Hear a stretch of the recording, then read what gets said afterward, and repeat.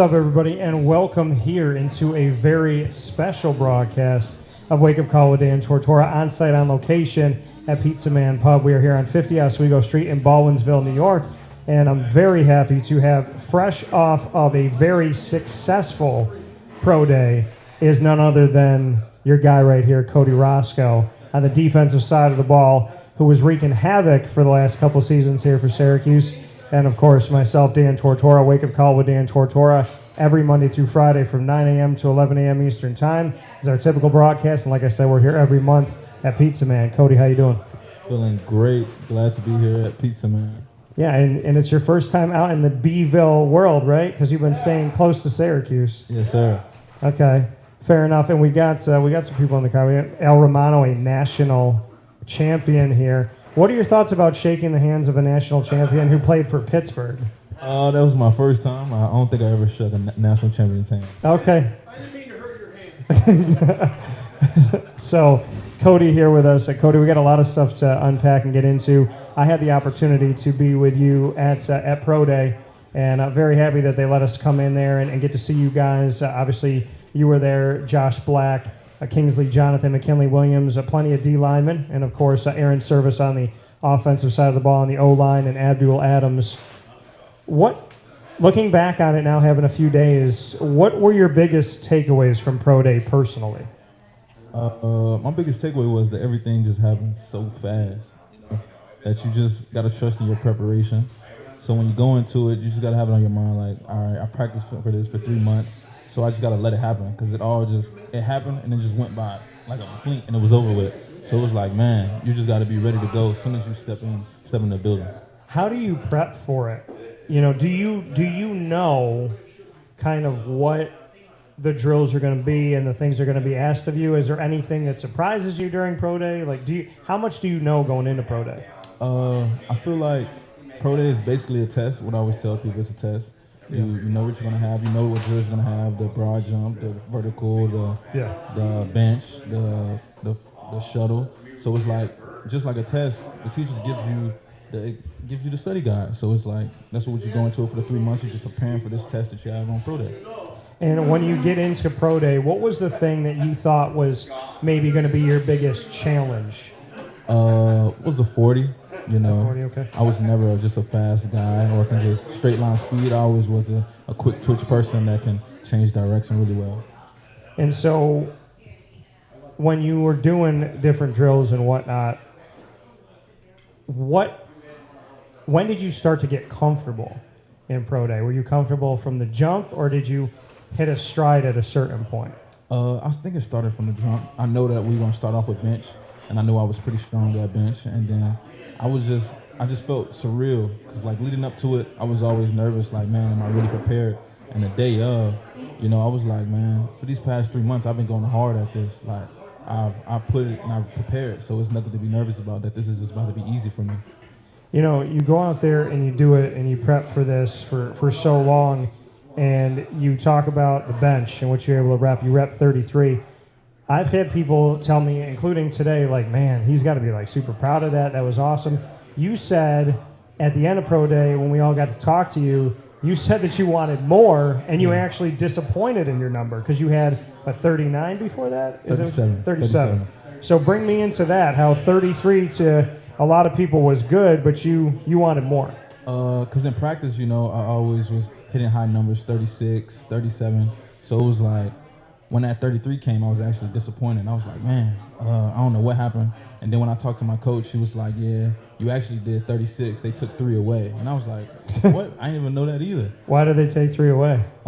They said a couple wasn't all the way locked out. You know how that goes sometimes. But, I feel like towards the higher reps, I wouldn't just trust in my technique as I should have. So I wouldn't have had that little slip up, and I feel like I could have did more. Have you always been able to bench pretty successfully, or is that something that you've gained over time?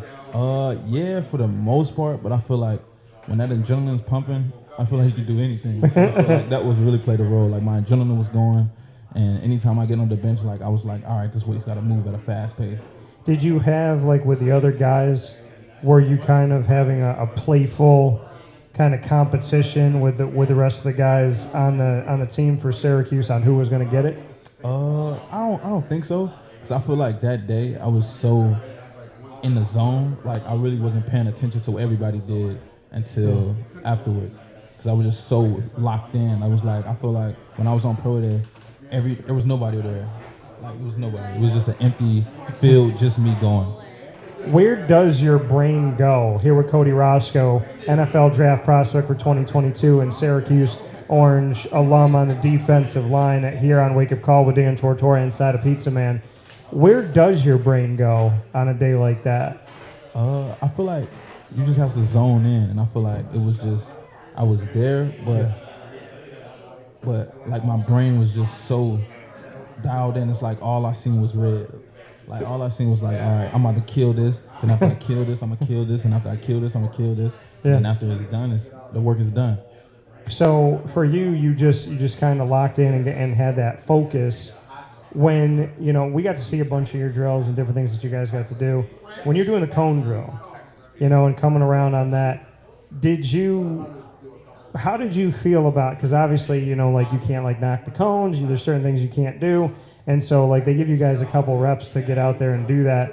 Bring me into a drill like that where there's different elements and pieces to it that you had to get right. Because, we watch you do it, and I think people kind of forget, like, it's difficult, right? And they're directing you at one point to, well, we'll talk about that in a second. But when we're going into like the cone drill, what did you take away from that? When we went into the 3-cone drill, I feel like they gave us chances to take practice runs and walkthroughs, and I don't think I took not one practice run. So I was like, I practiced this drill so many times that as soon as we start, I got it. Yeah. So it was like, this is a walk in the park. I feel like I put the stress on myself to master and to know the steps of each drill, that when it was in front of me, like, let's go. Let's just say this is a live rep right here. How long have you been training for pro day? Like season ends, when did you start training? January 1st. January 1st. New day, new year. January 1st. Okay. So where did you train? I know you're talking, were you out in Seattle? Seattle. Yeah, okay. Because you trained where some of the other former Syracuse players were out there, right? Alum, Zaire, Dungy, Lakeem, all those guys. Yeah, successful, very successful guys. So bring me into where you were in Seattle, like share that with everybody who doesn't know, and just why you chose to go out to Seattle. I feel like I'm a very like down to earth person. Like I don't really like fast with a nice beach and a nice ocean. Like I needed somewhere where I know that Send me the rain. It does. I can tell. No, it's not going to be that cold. So it's a little bit different here because you got the cold rain, you got the snow. Yeah, those inches of snow is something I still haven't got used to yet. Well, and the thing is, you grew up in the Houston area, yes, right? So you're down in Texas. Had you ever seen a lick of snow before you got to Syracuse? Probably 2, if 3 times. One time when I was a kid. Was it in Houston or no? In Houston. One time when I was a kid, and 2 times. So one time I was a kid and one time in college. That was the only 2 times I've seen snow before getting to Syracuse.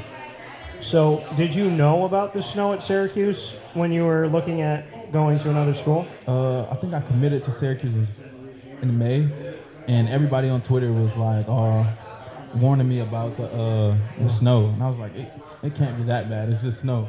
It's a smart staff getting you in May. So how you said you've never gotten used to it. So how have you dealt with?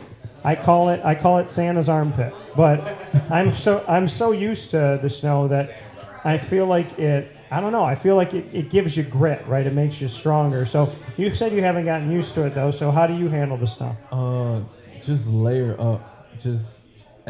I honestly put as many clothes as I can. How many jackets you put on? At least 2. At all times, at least 2.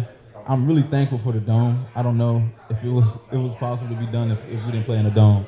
I'm really thankful for the dome. Well, and that's the thing. You look at teams like Maryland, and you look at Notre Dame, you look at Pittsburgh and Penn State and all these. I mean, all these BC, they all play outside. So I think it's funny when people are like, when they're talking about being recruited and they're like, oh, you don't want to go out to Syracuse, it snows. Syracuse plays in a controlled environment. Yeah. None of these other teams in the Northeast do. No. So it's got to be nice to be in a controlled environment. Gary, I walk in that dome every time, 60 degrees, AC blowing, perfect. I want to tell you something about the dome. Okay, I need you to go with me on this. It's called the Carrier Dome. Carrier is an air conditioning company. Yeah. Before the dome got redone for you, Cody, there was no air conditioning in a dome named after an air conditioning company. So you got to experience, that dome was 104 during one of the season openers before you got to Syracuse. I did not know that. Yeah, so you have a false sense of what the dome is, people, but I'm like, you're human beings, like, you would suffocate too. So, yeah, I mean, I didn't even think about the fact you played here a couple years, so you didn't have to deal with the heat. I don't think I ever have. Every time I walk in the dome, it's AC blowing, feels great. I can walk on with my little cutoff shirt, don't have to worry about being cold and warm up, so having to have a heating pad or anything like that, it always was perfect. Such a nice. So when you went on the road and you had to play a team and maybe the weather wasn't ideal, do you remember like one of the games? I feel like every time y'all go to Wake Forest, like anytime Syracuse goes to Wake Forest, it's like muddy, rainy, nasty. So, I mean, was there a place you went to in the elements that you were just not happy about? Louisville, okay. Oh, I hated going to Louisville. We went to Louisville twice, and I hated going to Louisville. It was always just freezing cold. But it also, we would practice outside to prepare for Louisville. And I would never understand because I would be like, Coach, it's colder in Syracuse than it is in Louisville. So it's like, we're putting ourselves through pain that we're not going to go in. How did Coach respond to that? We still was outside. For sure. We were still outside. So many things to unpack here with Cody Roscoe, your NFL draft prospect coming off a pro day, and here on Wake Up Call with Dan Tortora, live from Pizza Man Pub, 50 Oswego Street in Baldwinsville, New York. Wake Up Call is here every single month, supporting local, and we appreciate you supporting CNY and supporting local business. So, Cody, I want to go to the coaching staff. You know, there's a lot of places we're going to go to, but Dino Babers, right? Everybody's got an opinion from the outside looking in. Yeah. You were coached by him. What can you say about Coach Babers?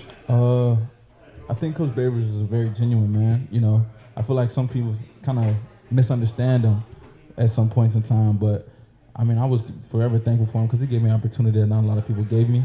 And I feel like he's, I would say, black and white.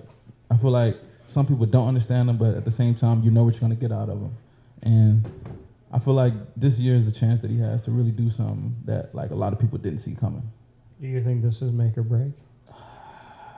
I love how silent it got now that we talked about Dean. No, I know. I appreciate it. But do you think that year 7 is make or break? I mean, I know this college football is a business, so It's like when I think about it, it's all make or break. I feel like he should take that on as a make or break.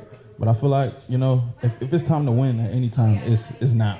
If it's time to have that 10-2, that 11-1 season, is right now. What is it about? You said Dino's so black and white. Yeah. Like whether you understand him or not, like he is who he is. How did you take that? Did you like that, or did it take a little while for you to get acclimated to the way he coaches? It took me a while. Like when I got thrown into Syracuse, a lot of people didn't know. Like it was during the COVID time.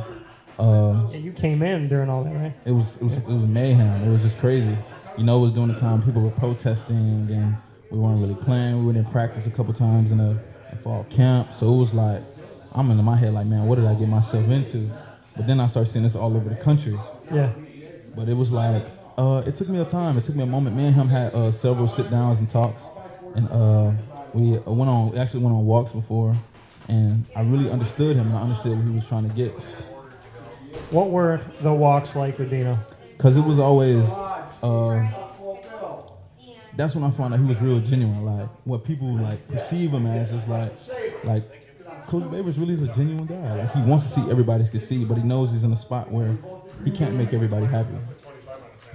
There's 85 roster spots, right? There are 85 scholarships. So, and then there's walk-ons and whatnot.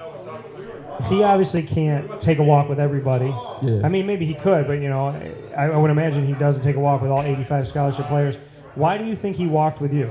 I feel like I was a new guy on, and then at one point, you know, I was never able to, you know, with recruits, like his thing was he always liked to take people to his house and show him how family he was, and I never could do that. Like I never got to shake his hand because it was the COVID time.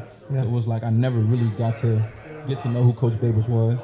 During my recruitment, I never really talked to Coach Babers. I used to always only talk to Coach Reynolds. So it was like I didn't have a relationship with Coach Babers when I got to Cuse.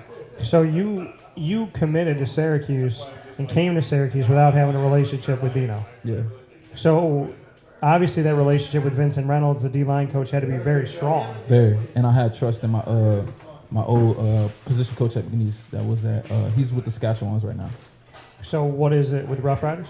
Yeah. Okay, very cool. So what was it about Vincent Reynolds that sold you on Syracuse? I tell you, I'm an old school guy. Like my father was old school, so I like to be people to be upfront with me, be blunt with me, tell me the truth. Yeah. And he was just so upfront and blunt with me. He would let me know like this how many guys we got coming. All I got, two edge guys left last year. I'm not saying I'm giving you the spot, but if you come in here and you play and you ball, it's right there for you. And I was like, man, that's as real as anybody else was recruiting me, was telling me. Most everybody was like promising me, like, are you gonna play? You're gonna do this and do that. And that's not what I want to hear. I want to hear the God honest truth. Yeah. And that's what it was. I came in, I want to say 2020, I didn't play as well. But then 2021, I had to set in my mind, like, it's still the same situation I came in 2020. 2021 was the same situation I came in 2020. So Vincent Reynolds, at the end of this season, he gets relieved of his duties. How did you handle that, knowing that he was a huge part of bringing you into Syracuse? I mean, again, it's a business. You know, I know Coach Babers had his reasons and probably wanted to go in a different direction. So it was kind of weird to me, but you know, that's what I always looked at. At the end of the day, this is a business. This is how they feed their family. This is how, you know, they keep their lights on at night. So whatever decision they have to make is best for the team. Cody Roscoe here with us, Pizza Man Pub, hanging out inside of Wake. Just takeaways from your time playing at Syracuse. What are the things that you hold dearest to in these couple seasons? I feel like the biggest was my first official start, Liberty, and going out on the field, because like my dream was to always play Power 5. Like that was, I never really dreamed of playing in the NFL. Like, yeah, I wanted to happen, but my dream was I wanted to be a Power 5 football player.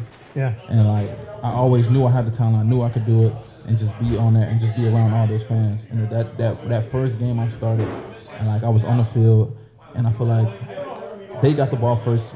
No, we got the ball first. We stopped, and when I ran on that field, and the crowd was just going crazy. It was just like a surreal moment. Like this is the moment I've been preparing for my whole life.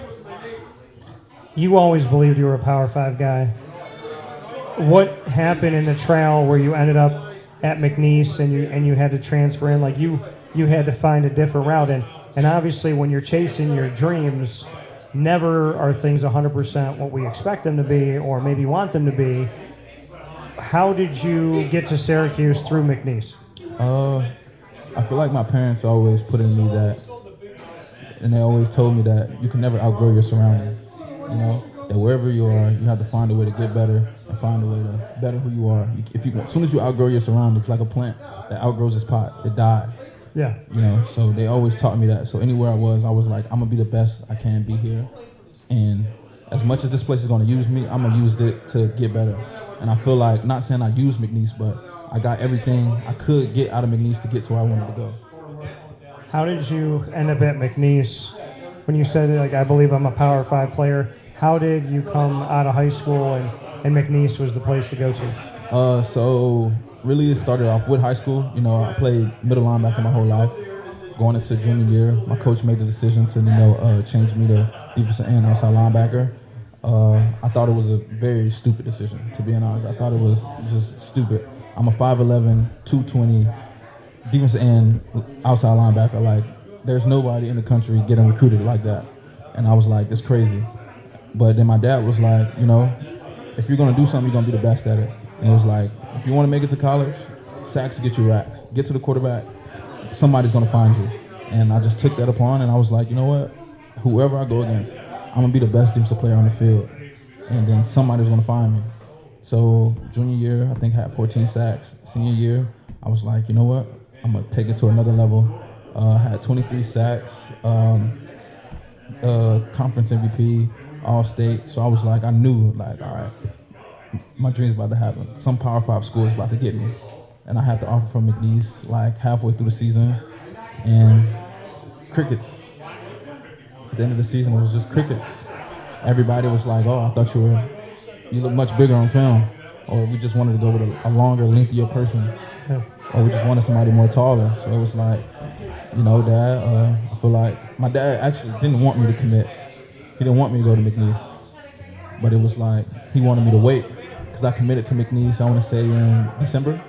And I was like, this is the best option for me right now. I ended up making that decision, and it was one of the best decisions I ever made.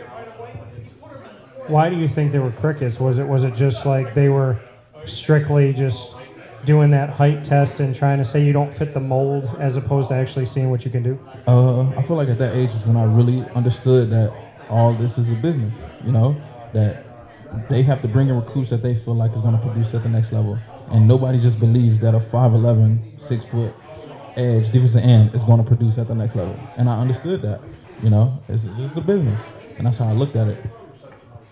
So you come to Syracuse before the transfer portal's a thing. Yeah. So you had a very interesting recruitment because, as you made mention of, you transferred around a pandemic.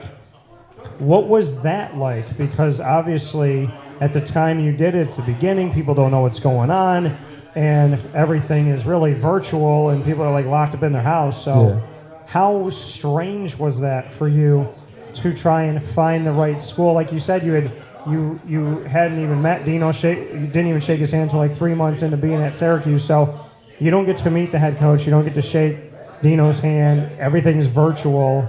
How did you navigate transferring when you couldn't have a normal time period of being recruited and you know, kind of shown around there was no red carpet treatment because you couldn't go anywhere? Yeah, so I had to go about it differently than everybody else. I didn't have the opportunity to, you know, take the official visits and meet people and, you know, get wined and dined. I had to actually do my research, go down the roster, look at everybody they have, look at who was in that room, who is what, where is what, have to actually ask and talk to other coaches, what do you think about this guy? So it's like I actually have to do thorough research in every school I wanted to go to. Yeah. So when it came down, who did it come down to? And that was one of the things I said I want to do different, since I can't, since the whole time I never told or said anywhere I had offers to. I never posted it, I never said it. I was like, whoever wants me in this transfer portal is going to want me. Yeah. They're going to have to know, like, oh, he's in the portal, we're going to get him. It's not going to be, oh, I posted it, oh, I have a Syracuse offer. Oh, Syracuse offered this guy? Let's go check him out. I want if somebody wanted me, that they really made So you decision. didn't promote it, you kept it a secret. Every offer I had, I kept a secret. Because you wanted coaches to genuinely want you. You didn't want them to want you because somebody else wanted you. Exactly. So can you tell me now who recruited you? I still haven't to this day. That's the crazy part. I still haven't to this day. I always kept it confidential. Were they Power 5? I had a couple. A lot of them was mid those Conference USA, Conference America type of area. Was it hard to say no to anybody? Yeah, a couple of them was, but again, my coach was a GA here, Coach Ben Olsen. So it was like his word was all I needed. His word was like, they're gonna take care of you. Babies is a great guy. Even though I didn't meet Babies, it was all I needed. So you trusted in your coach? Coach, yes. To know this situation and to guide you through the situation? Yeah. So what do you want to say to that coach now that you came here? I actually talked to him the other day, and I thanked him for everything he's done for me. Because it was like, he doesn't know I put all that trust in him. Oh, he didn't know that. Because there was not many people I could talk to. I mean, at this time, I knew Coach Gilbert was here. I knew Coach Reynolds from my coach. Yeah. Coach Lee Pack was here, Yeah. also from McNeese. So it was like, he's saying that, then I know plenty of people here. So I'm not a stranger here. So when I come here, I'm not a stranger here. I know a couple people that know me. So you say they're from McNeese, they were with you and then came here? Yeah. And so they had already made the move, so they kind of just said, hey, you know, do you think that they were a part of you getting a look? I'm pretty sure it was. Okay. I'm pretty sure they said, like, oh, he's a good player. But in that process, I never talked to him.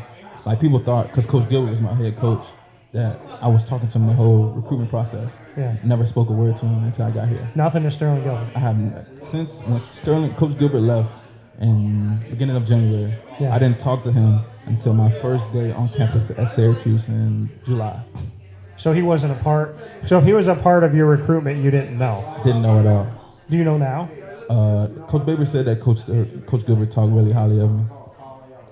So they were kind of doing things behind the scenes without you knowing, some of these coaches, and you were doing things behind the scenes by not talking about stuff. So do you think your recruitment to Syracuse in that sense was genuine? I think so. I feel like if it worked out, so it must have been genuine. I think so. I really do. So you come to Syracuse, you spend a couple seasons here, you get to get inside the ACC. Favorite moments of being in the ACC? Favorite moment. I know you talked about your first start running out there for Liberty and whatnot, but Favorite moment. favorite moments, yeah. I got a lot of Cody Roscoe moments because I wrote about you a lot.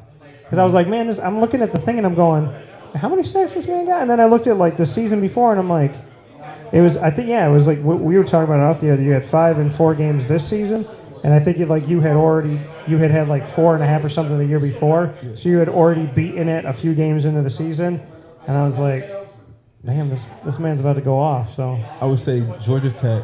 okay, My first sack in the dome. That was my best one.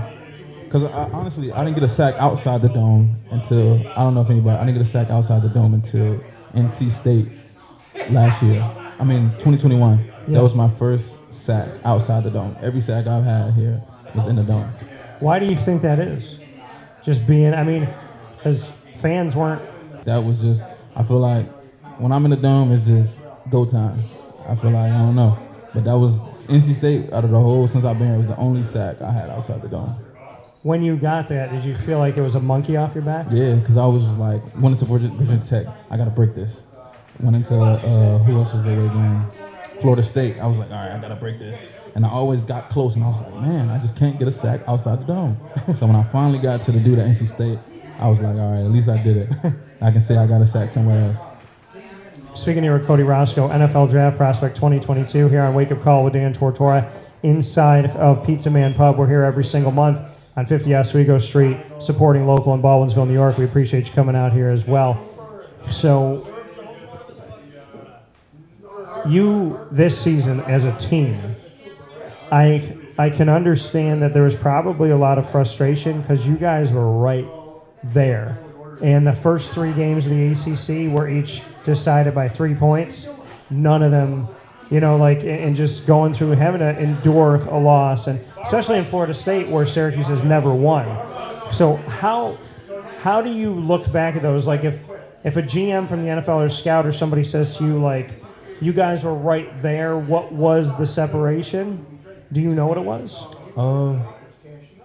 It's just, I feel like those last 2 minutes of the game, Yeah. it's like, it has nothing to do with running. The mental aspect, it just has to do with who's going to lock in the most. And I feel like when it came down to those last moments, we did everything we needed to do. Those last 2 minutes is just who's going to make the least amount of mistakes. And you see in every last one of those moments, we were one mistake short. Like, that was always the breaking point. We were one mistake short. If we made one less mistake than they made, all those games would win. So how do you look back on it as a player? Do you take, the onus on yourself personally?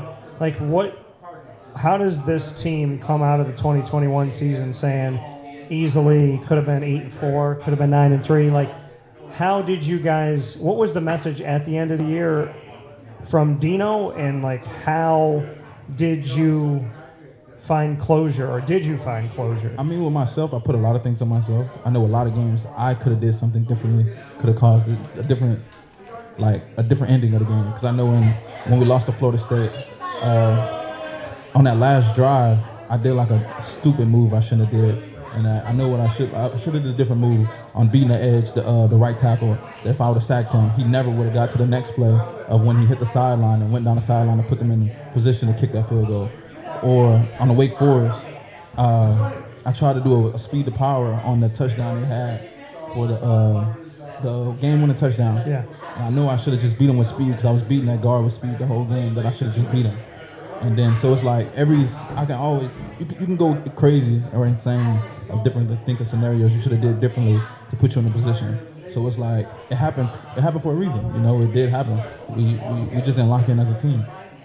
So you're on this D-line, and like you said, there were just a few plays that you guys were away, but so many plays that were good.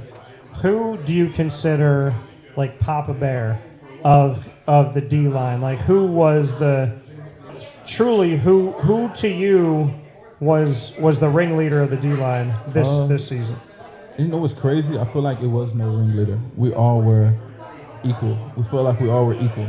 You know, I feel like at times when I was starting, when I was coming off the bench, I had the same respect for Jonathan, Kingsley, and when Caleb was starting, I had the same respect for all of them.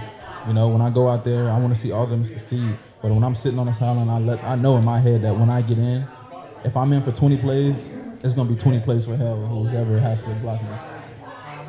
You got Josh Black, Caleb Okechukwu, you, and also, you know, on that line in and of itself, when you're looking at it, you have, you got McKinley on the interior, but you just mentioned it. You got you, Josh, Caleb, and Kingsley.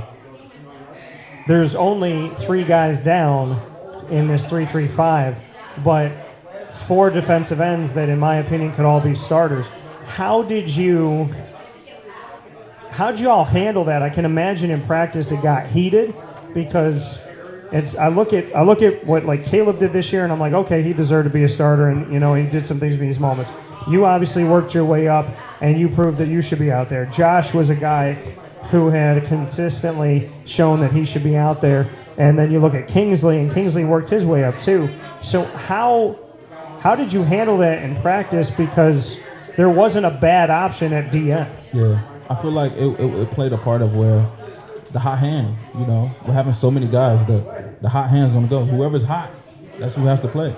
And it just came to it like I had a very hot hand, and my hand was hot for a minute, so it was like, you can't go wrong. Like you said, you can't go wrong with anybody on that line, you know. We had Kurt, Terry, Steve can ball, Caleb, you couldn't go wrong. But it was like the hot hand, that's who has to be in. That was our method. And it was the fact I loved about our unit was nobody was envious or jealous of anybody. If it was I'm up, my biggest fan was Jonathan or Caleb. Yeah. We always would be on it because we live together. So we always talking about the games or talking about his plays, my plays. We were each other's biggest fans. When Caleb was starting and I was the backup, I was the main one yelling and screaming for Caleb. And that's what I love so much about our unit. There was no envious between none of us. One word. I want to have each of them individually.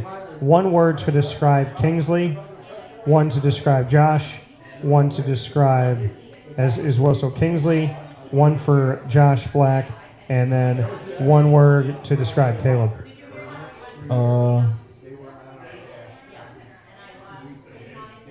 If I would go Kingsley, it would be finesse. Okay. Like he has the balance of having speed and like a little bit of power, and it's just like he uses it for like a finesse standpoint. Okay. With Black, I would say. Have you ever seen a big dude like that be able to Never. flip off a wall? I ain't never seen nothing like that. Because I want to say strong man, but the dude is actually crazy flexible. Yeah. I feel like people don't know how like athletic Black really is. Yeah. Like he really does some crazy stuff. And I also don't feel like how crazy athletic Bear is. Like Bear can do backflips too. And that's even crazier at his size. He's really, he's a big dude. Bear is actually crazy athletic. Really. Yeah. And then I also don't think people understand how fast Caleb is. Like Caleb is actually like fast as hell, like stupid fast. And then I also don't think people think how fast Steve is. Yeah. Like Steve is legit. I've been seeing Steve like run with the skills and beat him. Like no exaggeration. Steve is that fast. Caleb and Steve is that fast. I didn't see him run with them and beat them in the race. They're that fast. Who came up with the, when you guys would grab like a fumble recovery, there was a certain way of responding this year. I think it's was, you know what I'm talking about? Yeah, the shoulders? Yeah. Okay, so it happened in pit game. Okay. I want to say Mikhail picked up a fumble. I was on the field. I'm actually in the picture. Mikhail picked up a fumble. I remember that because Yeah, and it was like an accidental fumble. Like it wasn't on purpose. And he picked it up. He was so like crazy that it happened. That he just shrugged his shoulder and was like, I don't know how that happened. I just got the ball. Yeah. And then Caleb saw it and he laughed. He told me he was going to do it. He was like, I don't know when I'm going to do it, but I'm going to do it. And he laughed. And then when he picked up the fumble, he was like, he looked at Kel and was like, and it just was a D-line mom thing from here on. What was it like to be on this defensive line in your time at Syracuse? To have all these dudes. I mean, Curtis Harper, obviously he transferred out, but you had Curtis, you had McKinley, you know, you had Steve, like you mentioned, you had Terry coming in.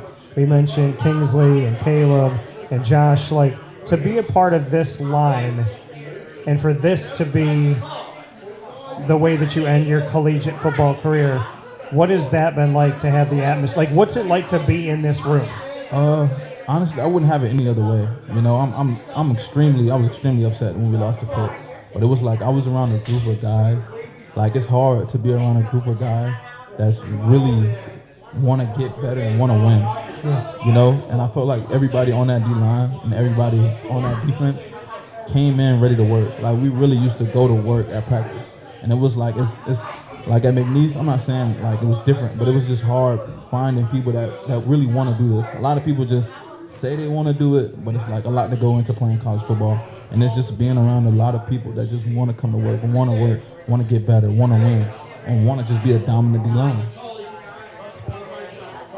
When you look back on your time at Syracuse and you look back on practice, do you have a favorite practice moment? And kind of a second to this is, did you get to go 1v1 in practice? Yeah. How often did you go 1v1? Before the season, every day. Okay. Every day. During the season, how often? Not really. Okay. Well, 2020 we did a little bit, but 2021 not at all.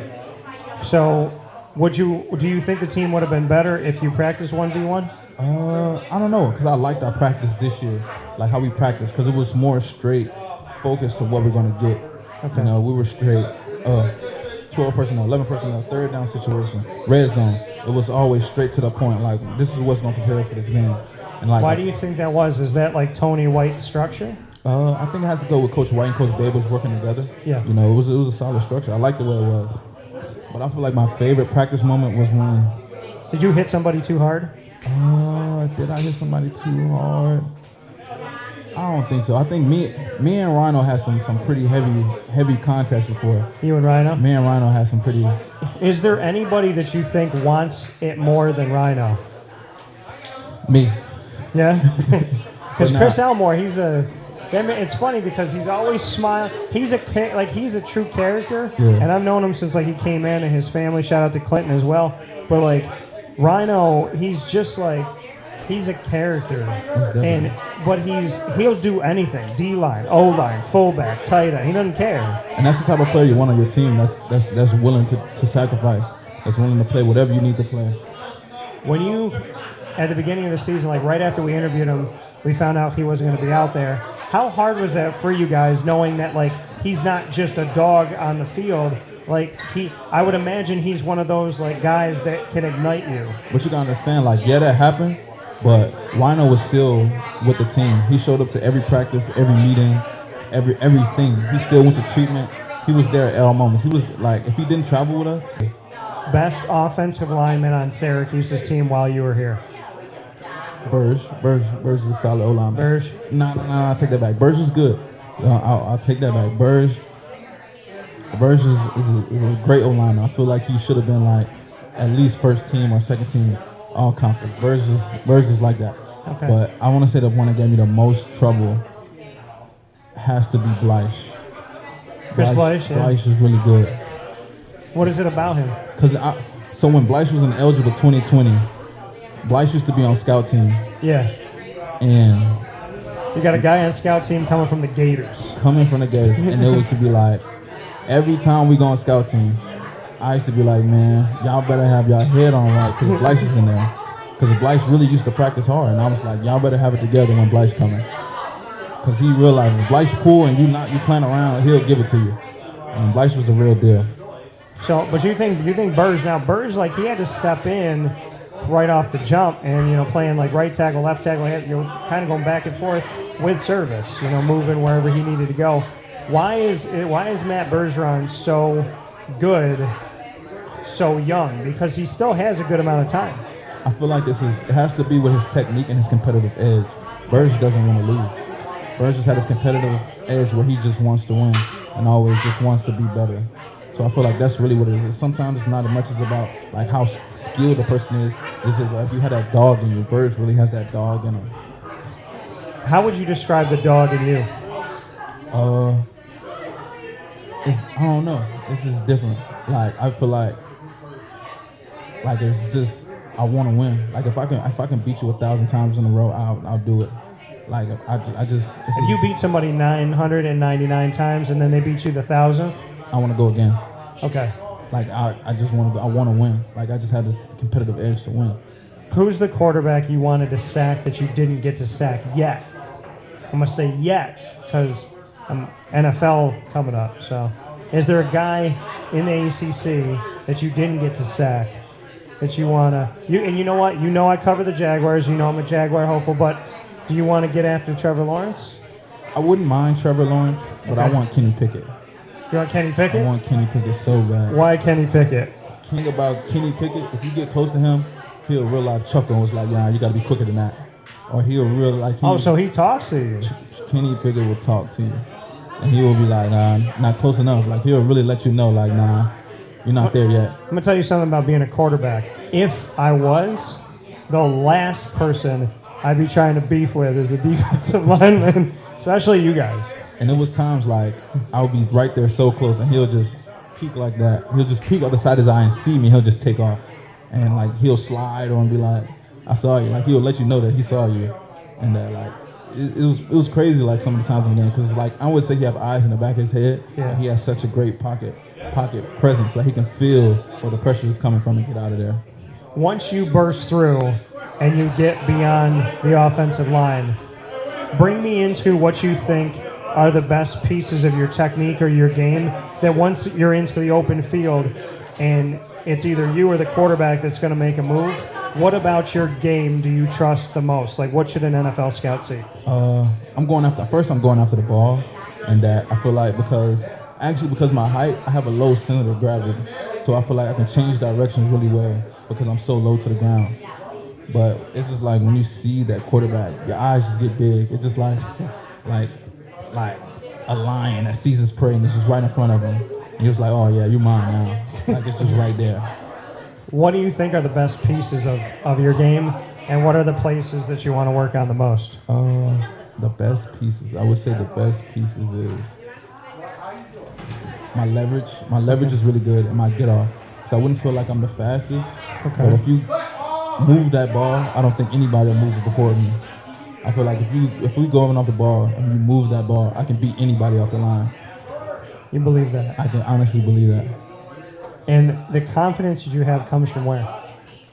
My preparation. I feel like my confidence has never came from my actual talent or ability. I feel like my confidence comes from how hard I know I prepared at my craft. How hard I put into this. Like I put a lot into it.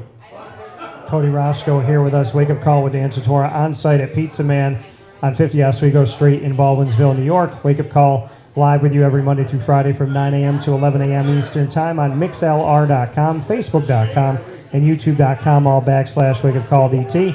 I'm here with my guy, Cody Roscoe. Cody, you and I got to talk, but we never really got to rep like this. Never. You know, and that's one thing that I would change about Syracuse is they really don't let you guys like get around us for more than a couple minutes. Yeah.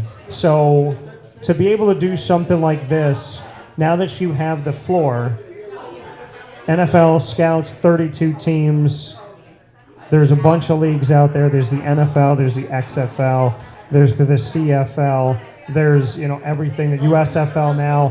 What do you want to tell them with an open door here? They can see it. They want to know who's Cody Roscoe. What do you want to say?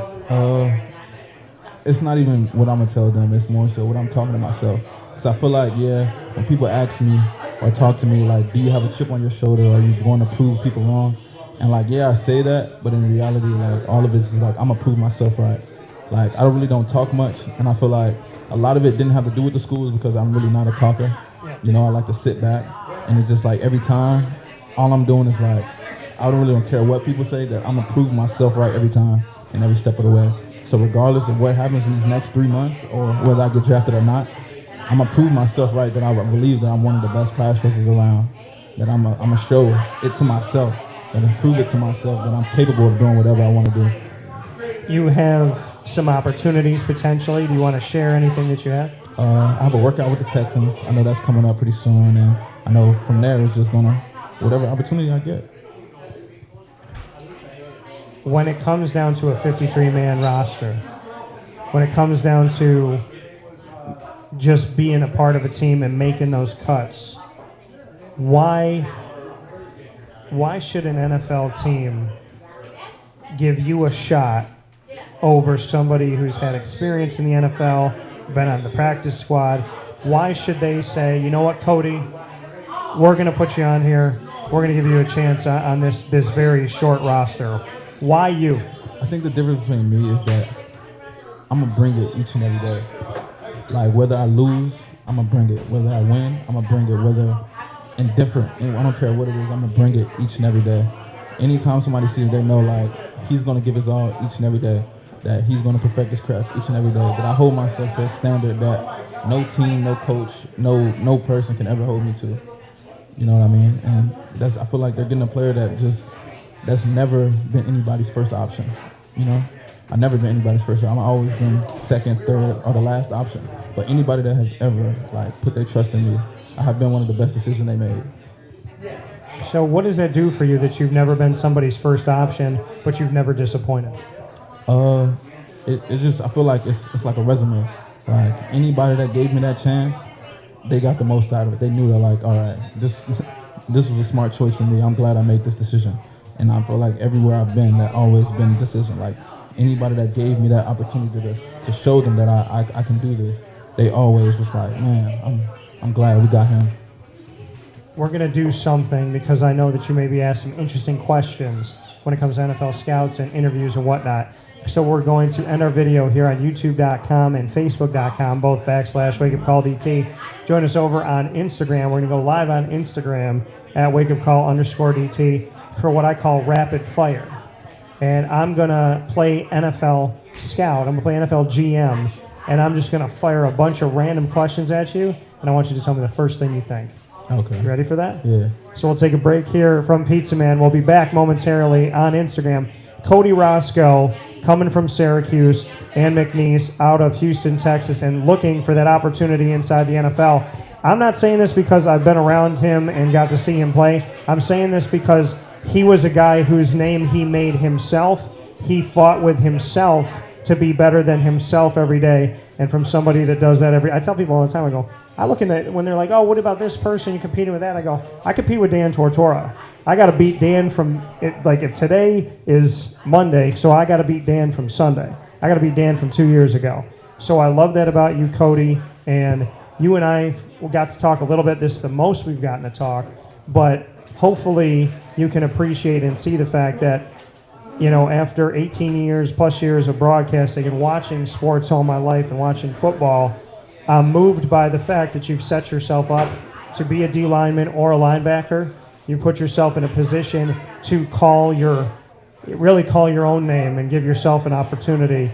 And you have been a true display of when you want it, you can go get it. And if your name isn't in the household, you can bring it there. So I think, you know, you should know beyond anything else that whoever gives you an opportunity, in my opinion, is a smart person, because I've been overwhelmingly pleased with how hard you've worked, and you've definitely, for what it's worth, you've definitely made an impression on me. Thank you. I appreciate that. I really do. So, Cody Roscoe, we're not done. We're coming.